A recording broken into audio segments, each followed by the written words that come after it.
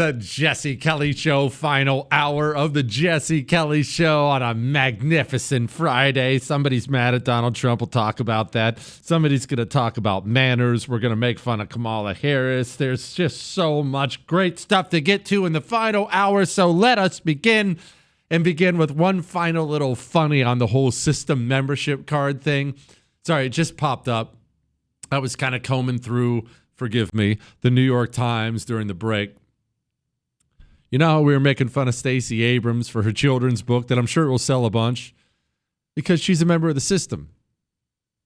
Kamala Harris is a moron. You know that. We've talked endlessly about Dome when she was vice president, when she was a Democrat nominee. She is, I think she's 60, however old she is. She's 60 going on 12. She doesn't know anything about anything. She ran for office as a black woman in California, meaning she would never be vetted by the media. And so because she's not really a curious person or a well-read person, she doesn't actually know. It's very odd, actually. She's very insecure and doesn't actually know anything about anything. She's famous for giving these long word salad answers that don't say anything just because she doesn't know anything about anything. Remember, that's why she didn't want to do Joe Rogan. She wanted to do Joe Rogan, but didn't want to do Joe Rogan because Joe Rogan, he does a long show. It's 3 hours of him talking to you. You remember Donald Trump went and sat down with Joe Rogan, and just for 3 hours, just talked about whatever came up. Well, Kamala Harris can't do that. That's why her team tried to shrink the length of the interview. Yeah, that's right. They only wanted 40 minutes worth. She can't talk about anything. Well, I'm not even joking. This is from the New York Times today. She and her husband are weighing each new opportunity with potential political blowback in mind. One possibility? Establishing an institute for policy and ideas, according to Brian Nelson, an advisor to Ms. Harris since she was California's Attorney General. He has broached the idea with several universities, including Howard and Stanford. That is what it means to have a system membership card. You can be actually not just somebody who doesn't know anything. You can be famous for not knowing anything. Famous. She is known for this. Someone who doesn't know anything and can't speak eloquently about anything, and yet they're thinking about starting an institute for ideas. And you know how it works. It'll be a nonprofit, of course. And as a nonprofit, it can take in unlimited donations. And they'll get billionaire communist benefactors to write gigantic checks. And Kamala Harris will live off those checks because, of course, she will be the director of the institute or something like that. And so every time, let's say her and Dougie want to wake up and they want to go to, where's someplace nice and exotic? Bali. I don't even know where that is, but I've seen it in the movies. Bali. They want to go to Bali. Well, you don't use your money to go to Bali. What you do is you have an institute meeting, maybe a fundraiser in Bali, where you arrange to meet one of the gigantic donors in Bali. And of course, the institute will pay for your first class tickets or maybe even a private jet over the air. And the institute will, of course, pick up the check for your 5-star hotel over there. It's all on the institute's tab. That's how the system membership works. Perfect meet Jesse. Okay, first of all, that's true. Look, you can have perfect meat too, like I do. It's not as if I own the perfect meat market. I own an IQ Sense. I own a wireless cooking thermometer from Chef IQ. It's an incredible piece of technology, and actually they've improved it. It's on the Generation 3 now. This probe, I have the double pack. They have singles, doubles, or triples. I stick with the double, just me personally. It can handle up to 1,000 degrees. You leave it in your meat, in your chicken, in your fish, in your beef, in your whatever you're cooking. You'd leave it in when you put it in the oven or on the grill, and you never ruin another piece of meat. it's perfect every time because your phone tells you when it's done. It's the most dumbed down thing in the world. Chris used it last night on a piece of salmon because Chris is gross, but it was cooked perfectly. Chris, was it cooked perfectly last night? Yes, it was. You want perfect meat like me? My meat is perfect. ChefIQ.com code Jesse saves you 15% on these things. Make sure you save money. ChefIQ.com code Jesse. Jesse, I have a question. Will Deficit Donald threaten to primary any Freedom Caucus Republicans that won't vote for his big, beautiful spending appropriations bill? The one that Flimsy Gramnesty put together? He says I can say his name. His name is Dave. Look, that's a very fair criticism. He's done it. And he's still doing it. That's why Donald Trump, that's why he had an axe to grind with the Freedom Caucus the first time he was president. They primaried out the head of the Freedom Caucus, Bob Good. Donald Trump endorsed his primary opponent. They challenged him, primaried him out. He's already threatened to primary Chip Roy, Thomas Massey. Lindsey Graham gets an endorsement because Donald Trump is absolutely horrible at picking Republicans. He's awful at it. I don't have another way to put it. And what he wants, look, I played it last night for you, but Donald Trump sat there and he was talking about a $1 trillion military budget. And he was sitting there and he's saying, it's never been done before. You're going to love hearing this. $1 trillion military budget. Donald Trump is very, very good at a lot of things, but like anyone else who sits in the office of the presidency, he wants to do things. You have to go back to Calvin Coolidge to find a president who just didn't want to do anything. He just wanted to be hands off. I want the government out of your life. When you sit in the big boy chair, you want to do things. And that can be what dooms you if you don't clean up the organization before you hand them $1 trillion check. He doesn't want to hear about fiscal responsibility. He doesn't want to hear about the debt. He's never stressed these things at all. Give me $1 trillion for the military because he wants to do things. And that's why he's hard on the guys who don't want to jack the spending up. I say it is insane and borderline treasonous to continue to spend as if we are fighting a world war when we are not fighting a world war. It is insane what we are spending. It guarantees, it's not an if, it's a matter of when, it guarantees a complete fiscal collapse of the United States of America. We are already seeing internationally the world is starting to move away from the dollar as the reserve currency. The dollar being the reserve currency, how other countries trade with each other, is the only reason this country is allowed to spend way more than we take in. Other countries don't get to do that. We get to do that because everyone trades in the dollar. Because the dollar is getting weaker, because of our spending, countries are starting to move away from that. Continuing deficits at this level guarantees an economic collapse at some point in time. I don't know when. At some point. It guarantees it. And yet, nobody wants to stop it. Because, look, it's not just Donald Trump. Republicans, Democrats, all of them. They want to do something. I'm here. I want to do something. I want something in the bill. Can I get something in the bill? I like this. Let's get this in the bill. Oh, hey, Bob, you want anything in the bill? Yeah. Oh, good idea. Yeah, put that airport in the bill. Hey, there's a sweet new missile defense system. What's it cost? $500 billion? Sounds good. Put it in the bill. That'll be cool. I want to do something. Hey, I want to do something. Hey, do you want to do anything? Put it in the bill, man. We'll just put it in the bill. Everybody wants to do something. I've used the analogy a million times because it's so true. It's like we rented out a Dave & Buster's as a country, and every single politician in charge of maintaining order in the Dave & Buster's just continues to run up the tab and run up the tab and run up the tab, and Democrats will take over and they'll run up the tab. Hey, go ride the go-karts. And Republicans will take over and they'll run up the tab. Hey, make sure you tap into the beer. Tab, because nobody wants to step in, be the adult, and say, shut the games off, turn off the beer taps. We have officially run up $37 trillion in debt, and the party is over. Call in the cleanup crew, bring out the mops, and let's figure out how we're going to pay the bill. Nobody wants to be that guy because you know what happens? When you're that guy, everyone inside who was enjoying the go-karts and the beer, they're all mad at you. Hey, I was having fun. That's America.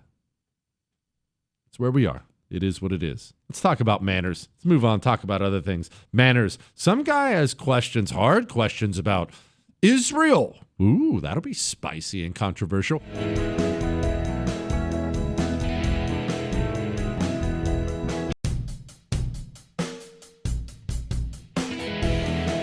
It is the Jesse Kelly Show, reminding you can email the show jesse@jessekellyshow.com, and reminding Chris that the Smashing Pumpkins suck and we need to stop playing this on the show.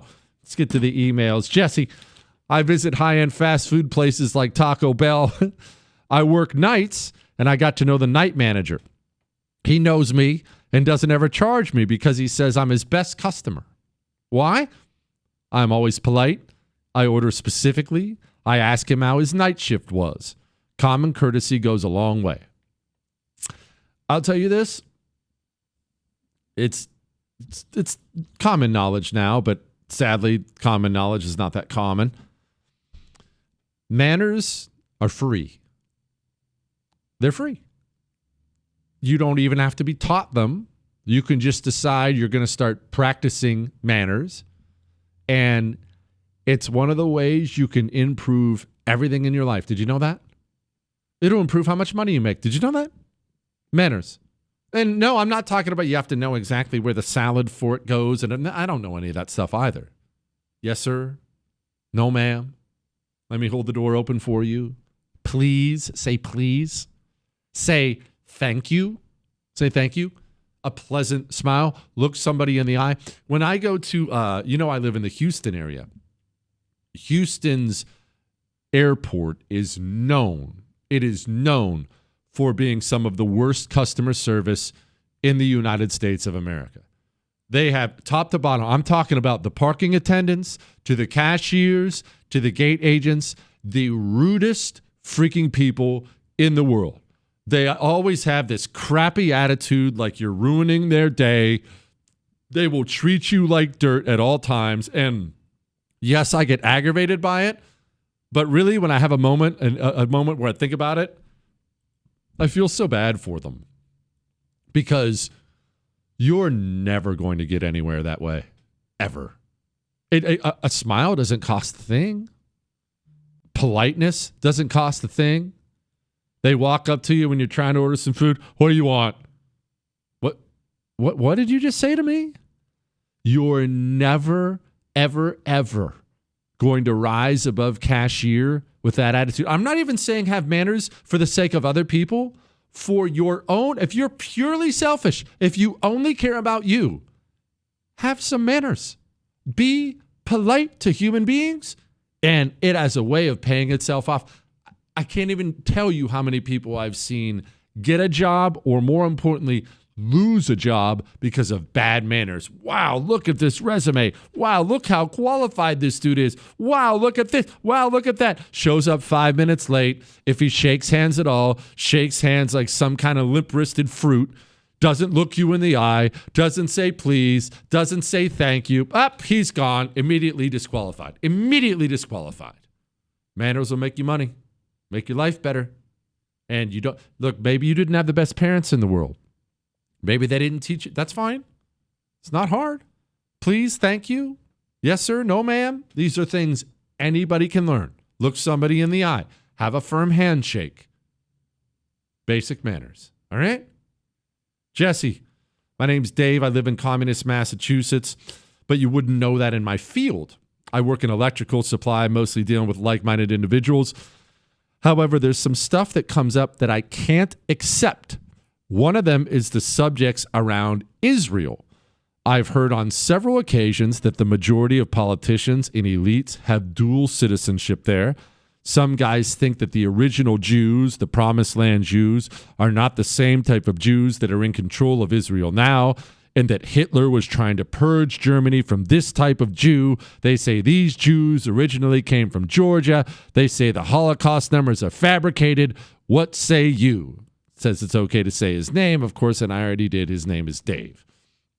The concept of Israel and American politics centering around Israel and being around Israel, I have a word for everybody, no matter where you stand on this. This is officially up for debate. You can no longer do what's been attempted. You can no longer suppress the debate around this. And there are a ton of very, very complicated reasons for this. First, let me just say this about the whole thing. It's not near as simple as you're making it out to be. Not near as simple. This issue, the issue about Israel, Israel's influence, Jews, and all this other stuff, it gets dumbed down and simplified by everybody in an effort to simply quash the debate and stop having any kind of an in-depth conversation at all. And whenever your side, maybe you're a total Jew hater. We get those, Jew this and Jew that, the Jews ruin everything. When you attempt to simplify everything, Jews are bad, everything's bad, Israel controls everything, you sound like a moron and you get dismissed. And you don't want your argument to be dismissed, right? So don't do that. On the other side of it, Israel has never done anything wrong. There's no influence whatsoever at all. Everything's on the up and up. Anyone who claims it is an anti-Semite who wants all Jews to die. That is so dumbed down and simplified that you make your side look bad. This is a very, very complicated thing. It is not simple at all. And so in an effort to offend every single person under the sun, I am going to lay out exactly how I see it, and you can take it from there. And remember, you can write in your hate mail, whatever it may be, jesse@jessekellyshow.com. There'll be a little offense in this for everybody in a moment. Hang on.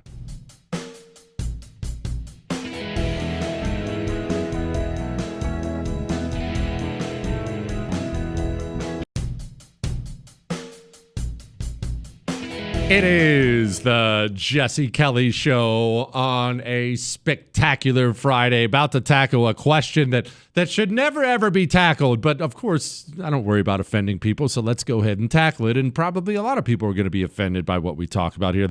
The guy has questions about Israel, and he has people telling him this and that and this and that. And what I've said is that the debate about Israel, about Jews, about America, about dual citizenship, about all these things, every side of this issue, or I should say the two different sides of this issue, they both want the issue to be simplified and settled so we stop debating the issue, but that cannot be helped now.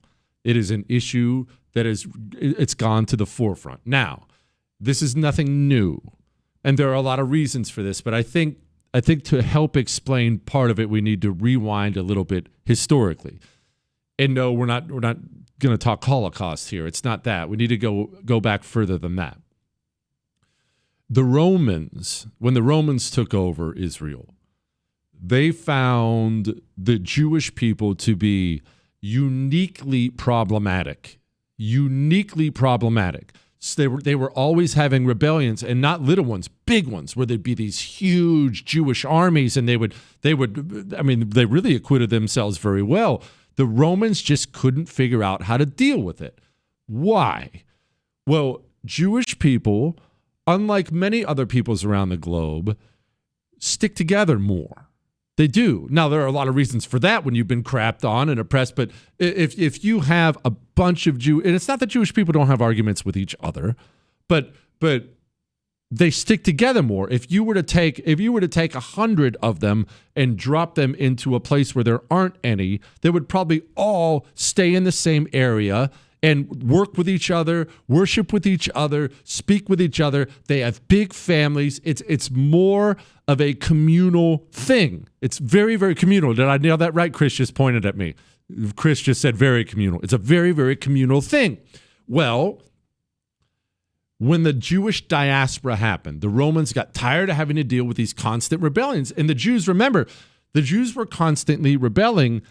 And the Romans were chafing against it because they believe in the Messiah, in Yahweh. Well, in the Roman era of this time, we're talking about Caesars and emperors. Nobody could be above Caesar, and the Jews were not going to acknowledge Caesar being above Yahweh. It's a monotheistic religion. There's one God, and Caesar ain't it. And there was always a conflict, right?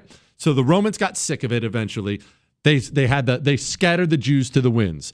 You can't stay here. I don't care where you people go. You're not allowed to be in Israel anymore. Clearly, your connection to these lands is a problem.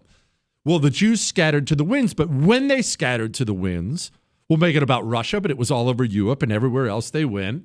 They did what? Joined together as a community. So if you drop them into St. Petersburg, then the Jews of St. Petersburg are going to live, work, and worship together. Now, let's go beyond that.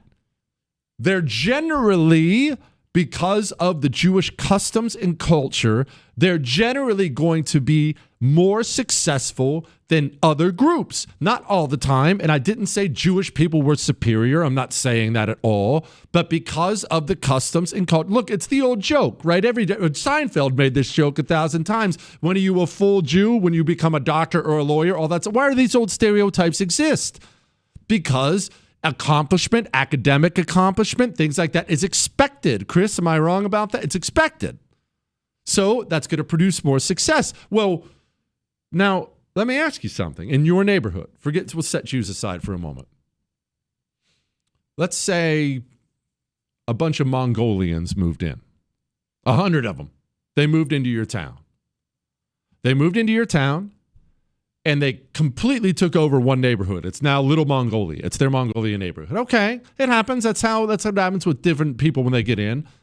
But they very quickly, they were making more money than everyone else in the town. Oh, but wait, there's more.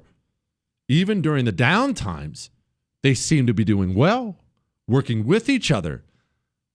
What creates more resentment than someone who's doing well when you're doing poorly?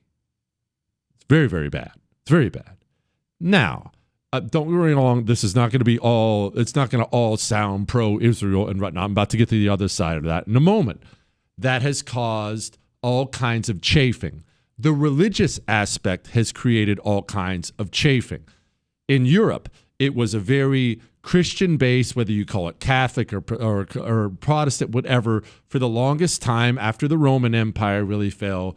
The worship of Jesus being the Lord and Savior, was a big, big thing. Jews do not acknowledge Jesus Christ as being the Lord and Savior. That's a huge religious rift. A huge religious rift. If I make Jesus my everything, if he's my Lord and Savior, and you don't even acknowledge it, well, if I'm that type of person, we're going to have a problem, right? Now, me personally, I don't care. You believe what you want, but we're going to have a problem. It was a huge problem. So now you have a conflict there. Then it gets worse. Well, worse or better. The Jews were always being crapped on by everybody. This is pre-World War II. This is long pre-World War II. Pogroms and everything else. They wanted their own homeland. They wanted to go back, I should say, to Israel, to the land of their forefathers, to the land of their ancestors. Well, it wasn't just that they conquered it by moving in, and yes, there were rebellions and force of arms and things like that. They chose to use their capital, political and financial capital, they chose to use it internationally to lobby for political assistance from all around the globe, including the United States of America. So you would have wealthy American Jews in the White House, in Congress. Hey, we need help. We need assistance. We need this. We need that. Using political capital and finance to come help facilitate the reestablishment of a Jewish homeland in Israel. It worked. It worked very well, but it chafed on a lot of people. Wait a minute. So you just lobbied the government, and now we're helping you set up your homeland? I don't care about that. I'm from West Virginia. Why do I care about that? That chafed on people. They didn't. I don't even know if I want to say Israel or Jewish people here, but that kind of international propaganda effort has not gone away. I'll tell you personally, in fact, it just happened to me a couple weeks ago. A friend of mine who's Jewish, Orthodox Jew, we're close. He reached out to me and he said, hey, do you want to go on a trip to Israel? And I said, what? I'll just dumb it down for you. A Jewish organization wanted to pay for me and I think 10 others who do what I do to come to Israel on a tour. Why? It's a paid-for tour. First-class seats. Nice hotels. No, I'm not going, by the way. Why are you doing that? That's to help ingrain love of Israel in the voices of people who have a big platform, thus helping. I understand the game, but when people find out that stuff, they say, wait a minute, that seems devious. It seems dirty. What, Chris? What? Chris said it does look kind of scummy. I don't know that I would say it looks scummy, but it exists and it's real, right? It exists and it's real, and that's the kind of thing that chafes. And then your question was about dual citizenship. Look, I've already been to Israel, the Holy Land. I baptized my son there. You know about that, what it means to me. It doesn't look good when they're flying Israeli flags in Congress. It doesn't. It doesn't look good when there are dual citizens of any country in the United States Congress. Dual citizenship speaks to dual loyalty. And so you pour fuel into the other side's argument. Look, we're run by the Jews. When you have a United States congressman waving an Israeli flag, all you do is give the other side ammunition.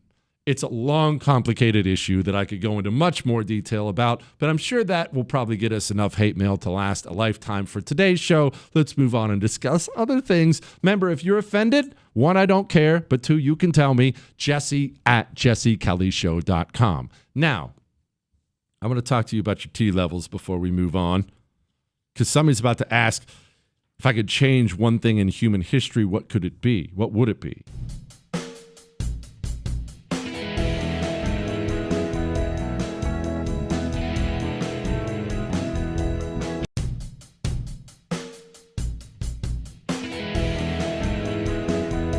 It is the Jesse Kelly Show, final segment of the Jesse Kelly Show on a Friday. I do want to, Chris made a point during the break that I do want to piggyback off of real quick before we do this final couple questions here. Chris said he knows atheistic Jews who still show up to his synagogue, because we were talking about how communal Jews are.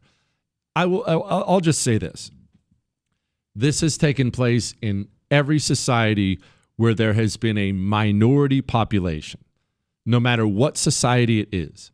In fact, a prison's actually a great example of this. If you walked into prison today, let's say you're a white guy and you walked into prison today, you will be a minority in prison. Prison's mostly made up of black dudes and Latinos. You will be a minority in prison. And you know what else you will do? You will join with the other white inmates and look out for each other.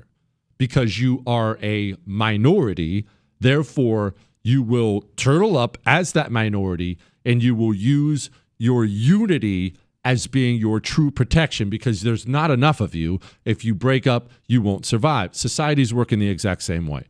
Whether we're talking about a religion or a nationality, whatever it may be, when there is a minority population, the minority population is in general going to be more communal anyway. Now, there's a flip side to this that everybody everywhere has to be careful of, because you can see this repeat itself time and time again throughout history. When you have a minority population that has been oppressed or abused, they will really, really turtle up and join together, all right? They'll become communal. And then there's a second step to this that happens all the time.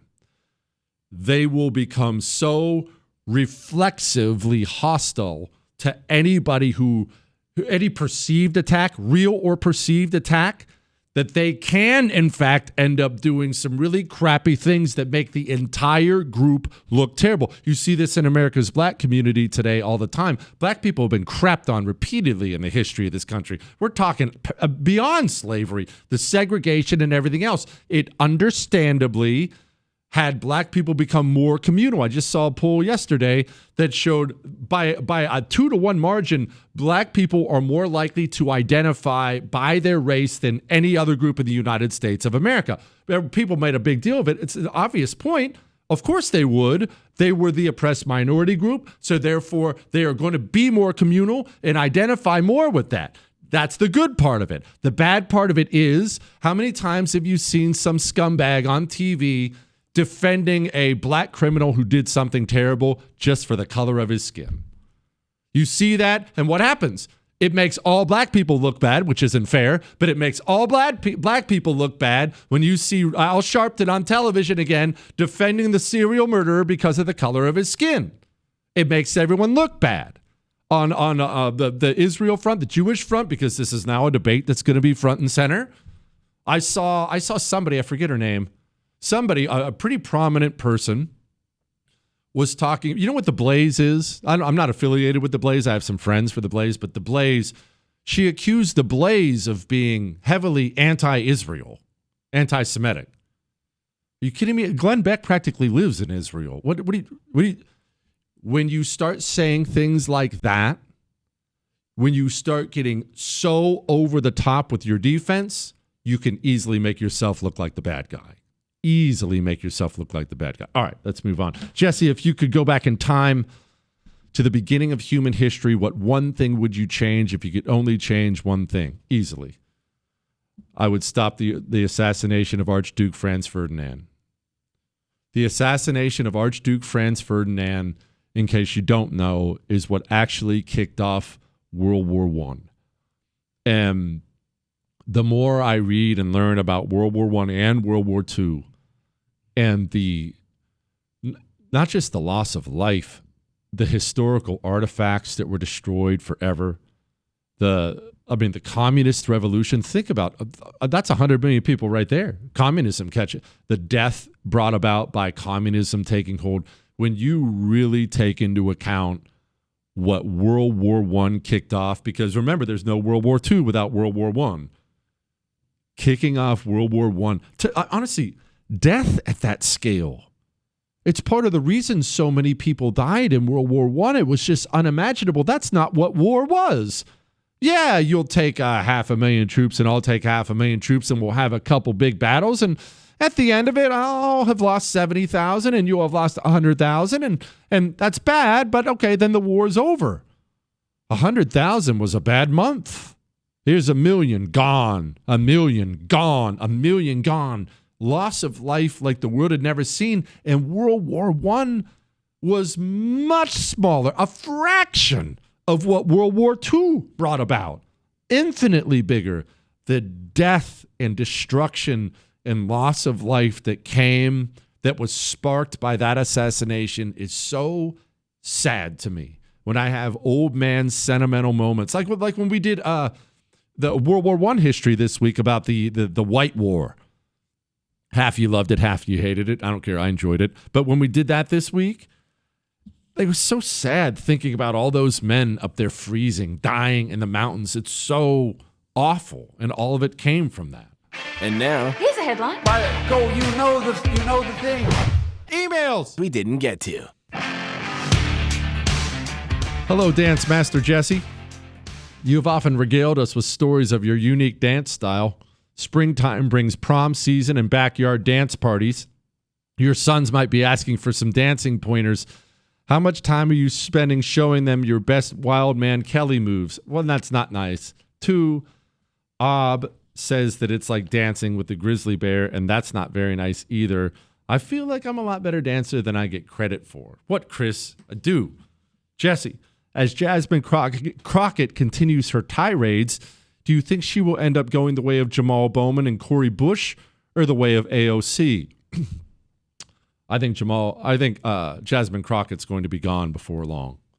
I don't think it'll be next election cycle, but she's obviously fallen in love with the fame. She can't stop speaking, saying dumb things. She's enjoying getting famous. And remember, you're not allowed to make problem for the elite communists. Where's Jamal Bowman today? Where's Cori Bush? Oh, not in Congress anymore. I'll talk to you Monday. That's all.